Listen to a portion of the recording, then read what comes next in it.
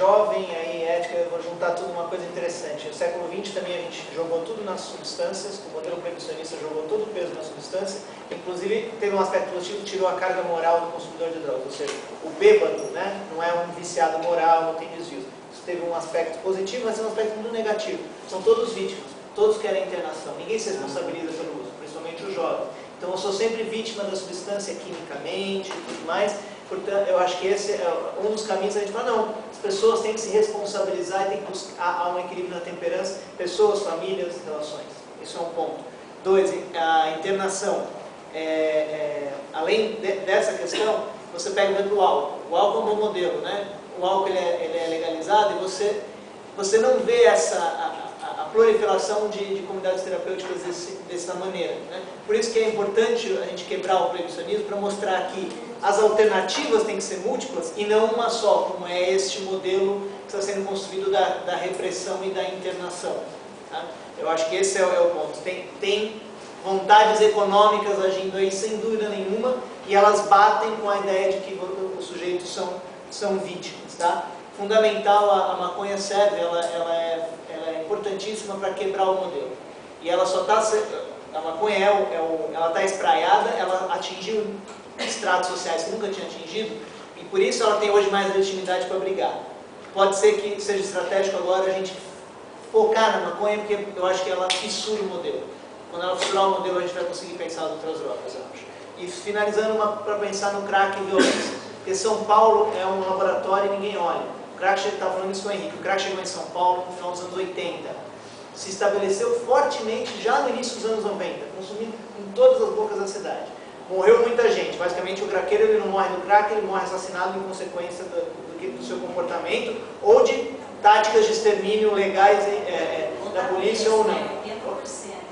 Geralmente é assassinato. Por que o consumo de crack diminuiu? Não. A violência em São Paulo caiu quase 4 vezes. Tá? Então, para a gente pensar que assim, a relação entre crack e violência não é tão óbvia assim. Se o consumo tivesse caído em São Paulo, não teria caído tanto como caiu a violência. O consumo não caiu. Sabe onde não tem consumo de crack? A gente pode ter um modelo bom. Olha as prisões. Não tem crack na prisão. É um modelo do PCC. Elimina o crack e resolve o problema. Se o Estado quiser esse modelo, está disponível. Vou falar 1 minuto, porque os próximos palestrantes já estão presentes e tudo mais.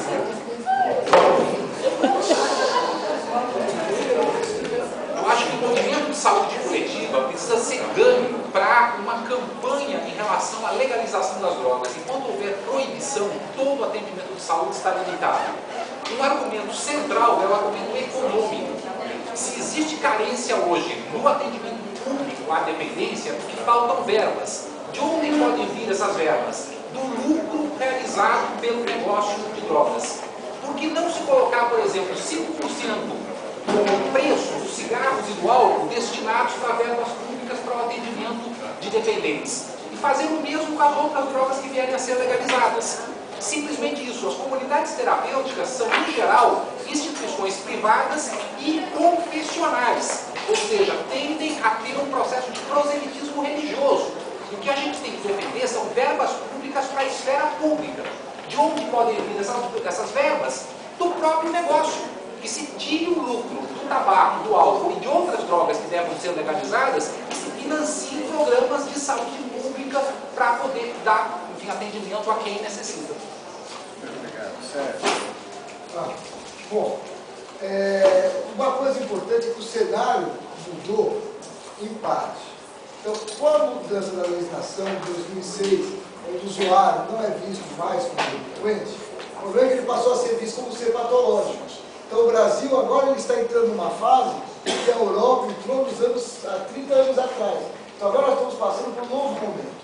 O usuário não é mais delinquente, ele é um ser patológico. Então, nós vamos encontrar as dificuldades, né, em relação a isso, e a redução dos danos vai ter dificuldade. E o problema da redução dos danos com relação à descentralização não é porque foi descentralizado. O problema é que começa de cima para baixo, onde o usuário não faz parte, né, e a sociedade também não fazia parte do movimento. Então, assim, quando ele começa. Então, quando você cria um programa que ele é imposto, e depois você torna ele agora ele é descentralizado, agora faz parte da sociedade civil cuidar desse programa, dos municípios, que não estavam preparados, que não aceitam a redução de danos. O problema não é descentralizar, o problema é que eles não aceitam. E outra, o usuário hoje do Brasil, gente, quem faz o discurso a favor das drogas está sendo enquadrado em um novo artigo, uma apologia ao uso de drogas. Então, uma coisa que não acontecia há 4 anos atrás e que hoje constantemente acontece. Se você fala alguma coisa que não seja de acordo com o modelo proibicionista, você corre o risco de sofrer um processo por apologia ao uso de drogas. E pessoas estão perdendo cargos no governo ao questionar a política atual. Então, eu estou morrendo de medo aqui, como é que eu vou me posicionar? Porque, de fato, o governo tem uma espécie de uma caça às bruxas, né?